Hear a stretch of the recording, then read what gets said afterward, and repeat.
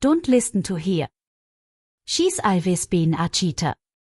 My father's voice echoed through the restaurant, and all 30 family members turned to stare at me. My mother nodded in agreement. She just marks up stories for attention. Titits no setze place vere celebrating was Almine. I'm Luna and I'm 31 years old. The restaurant where tea insulted me has been mine for 3 years.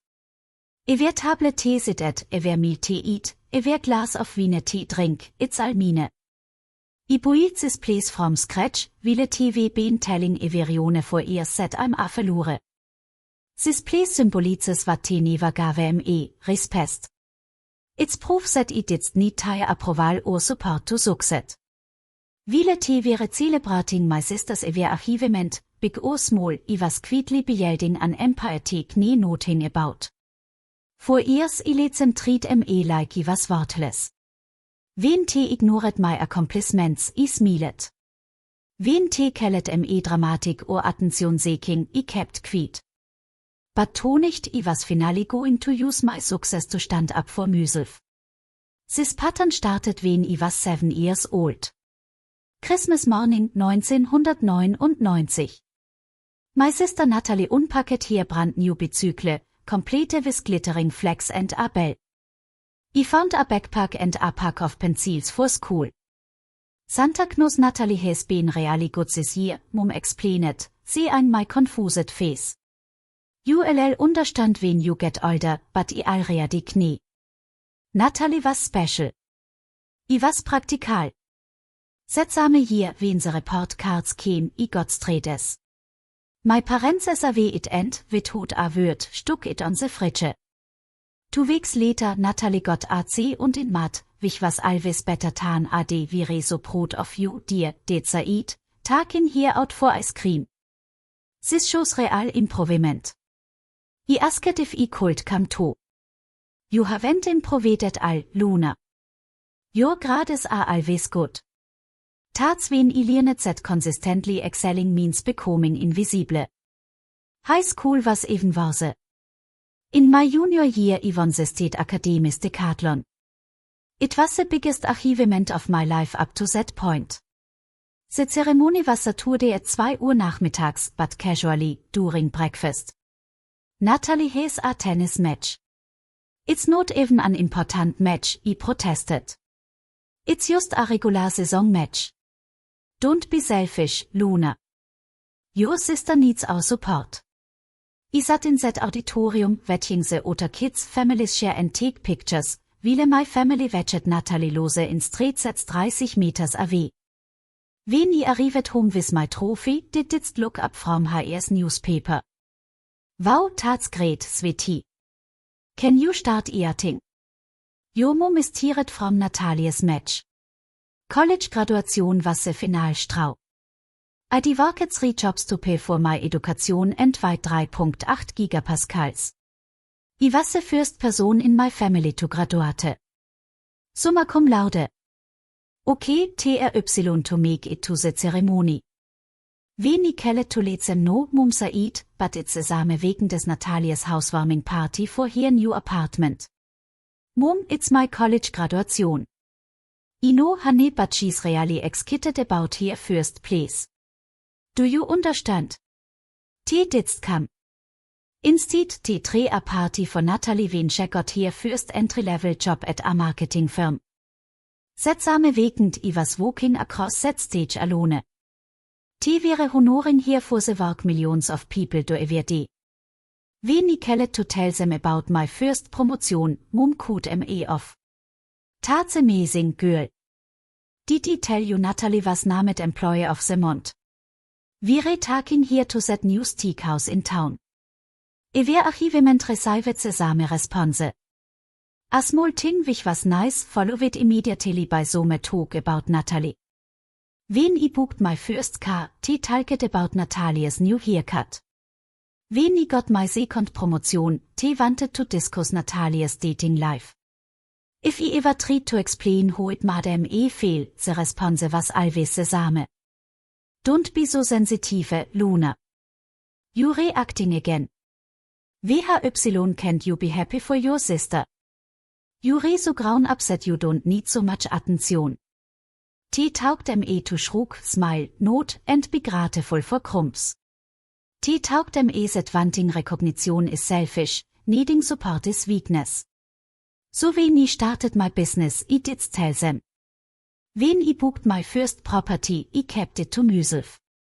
When I opened the restaurant, T had no idea, and it's ironic that T chose my place for tonight's celebration. Natalie got engaged last month, and it was undoubtedly the most special thing our family has ever seen. Luna booked us at this amazing place. Mom had told everyone that it's usually booked months in advance. I wished I didn't need to book at my own restaurant.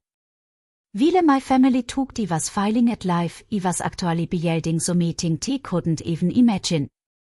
It started 5 years ago when I was working 3 jobs to pay the rent on my teeny studio apartment, marketing coordinator by day, bartender by night, and freelance graphic designer on the weekends. I was exhausted, surviving on instant ramen and 4 hours of sleep. But I had a plan. Every dollar not spent on food went into a savings account. Every tip from bartending, every freelance payment, every birthday check from my grandmother. I kept track of every expense in a spreadsheet and cut costs as much as possible. When my coworkers went out to lunch, I sat at my desk, eating peanut butter sandwiches. My family had no idea. When T asked who I was, I said I'm fine and deflect. T never delved deeper. T never asked about my goals or my difficulties. They were too busy planning Natalie's next party. I spent my free time studying real estate investing, business management, and restaurant operations. I took online courses, read every book I could find, and watched YouTube videos until 2 a.m. I trawled real estate websites, learning about property values and renovation costs.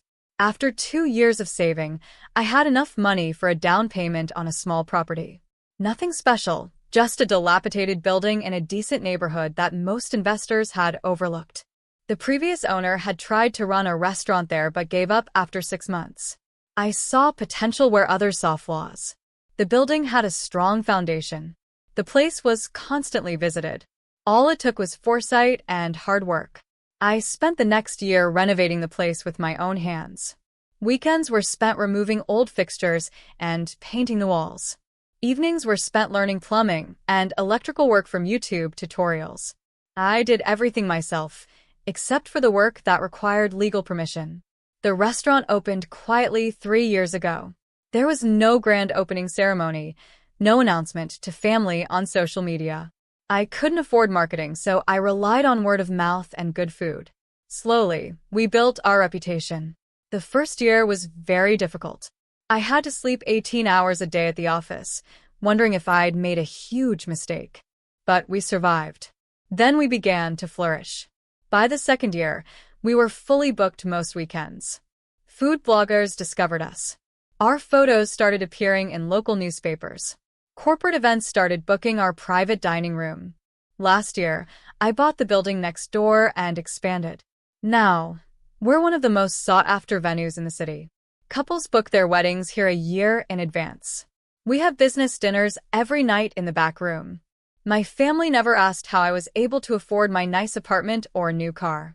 They never wondered why I stopped borrowing money or why I was less stressed about bills. They were so engrossed in Natalie's latest drama that they didn't notice that I had quietly succeeded, making tonight's celebration a delightful irony. When the insult subsided and dessert was served, I went out and called the family member who had always overlooked this bias. Emma, it's Luna. Are you busy? My cousin Emma had witnessed tonight's public humiliation. She was the only family member who had ever questioned my parents' behavior. Luna, I was waiting for your call. What they did there was disgusting. That's nothing new, I said, trying to keep my voice steady. That's the problem. They've been doing this to you all your life, and I'm tired of seeing it all happen. Emma's voice was angry. The way they talked about you in front of everyone tonight was very cruel. Even Uncle Mike looked uncomfortable. Did anyone else say anything? After you made that call, Grandma Rose shook her head and said, she was disappointed. Some of the cousins were whispering about how unfair it was. Everyone understood Luna. Then I realized something important. I wasn't the only one who had noticed this pattern. Other family members had been observing this change for years. Emma, I need to tell you something. Something they don't know. What is it? This restaurant, this entire building, everything is mine. Silence fell. Then Emma started laughing. Not a heartless laugh, but the kind of amazed laugh that comes with complete justice. Are you serious now? Absolutely serious. I've had this for 3 years. Luna, that's amazing. They have no idea, do they? Absolutely not. What are you going to do? I looked through the restaurant windows at my family, who were still celebrating Natalie's engagement in my dining room, treating me like I was nothing. I'll show them who they're underestimating. Emma was silent for a moment. I'm with you, completely. What do you want? Just keep watching. And when the time comes, don't give them a chance to tell me what really happened tonight. Never, Emma promised. It's time for them to know the truth. When I went back inside, I made a decision that changed everything. Sorry, everyone, I said, standing at the head of the table.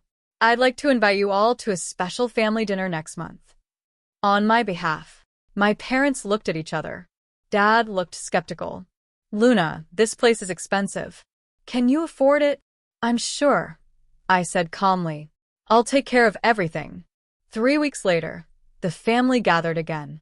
This time, I had prepared something special. I had my staff do their best. Fresh flowers on every table, each family member's name engraved in gold letters, a special tasting menu with everyone's favorite dishes.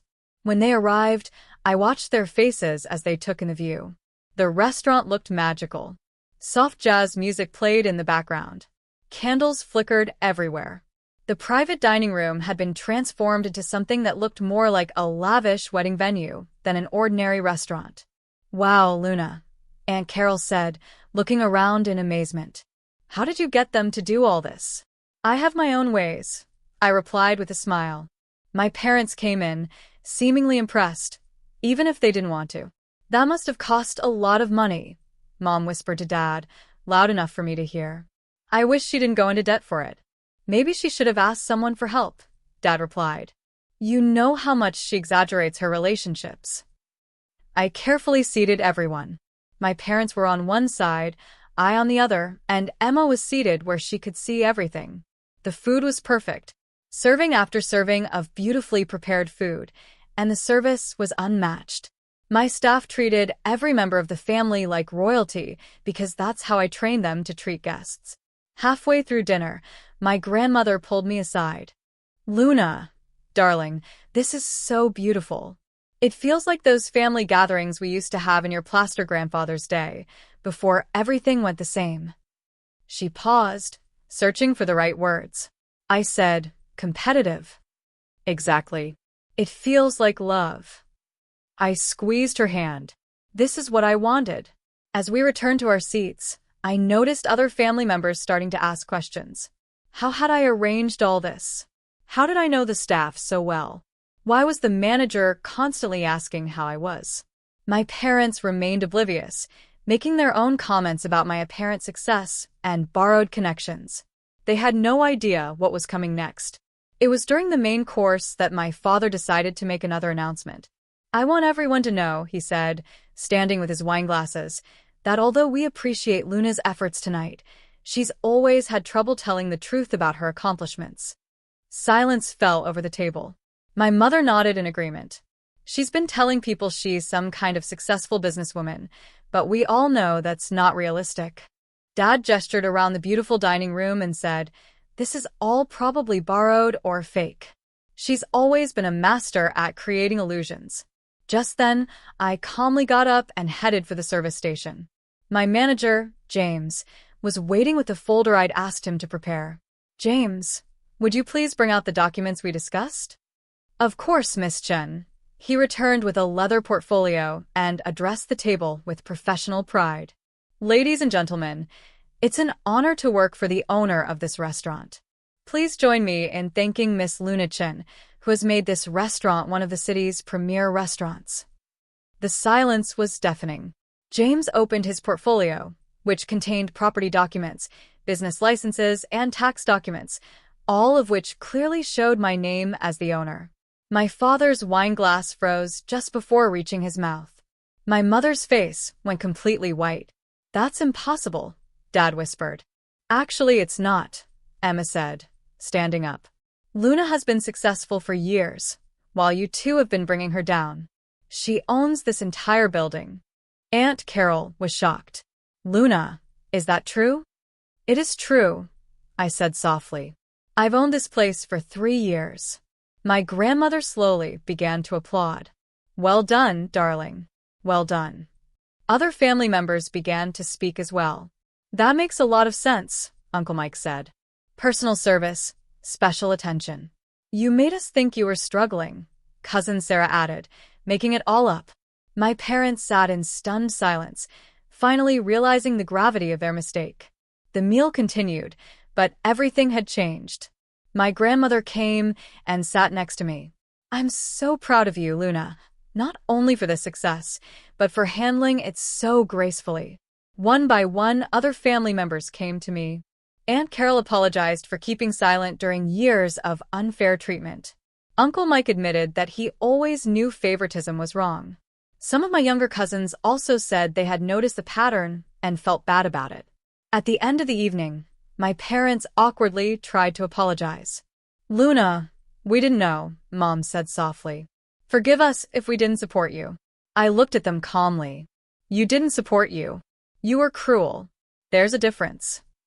Dad said uncomfortably, "We didn't mean to hurt you." "Yes, you meant to. Every time you downplayed my accomplishments, every time you called me dramatic for simple recognition, you meant to hurt me." Emma squeezed my shoulder, offering support. As the evening progressed, something beautiful happened. My grandmother suggested we make this a monthly tradition at my restaurant. Not for any special occasion or engagement, but simply for a family gathering. For the first time in my life, I was the center of something positive in my family. Sometimes the best revenge is succeeding without their permission or approval. I didn't create this restaurant to prove anything to my parents. I created it because I believed in myself when no one else did. You don't need anyone's validation to create your own life. Not your family's, not your friends', not society's. Your worth isn't determined by whether others recognize it or not. If you believe that actions speak louder than words, subscribe.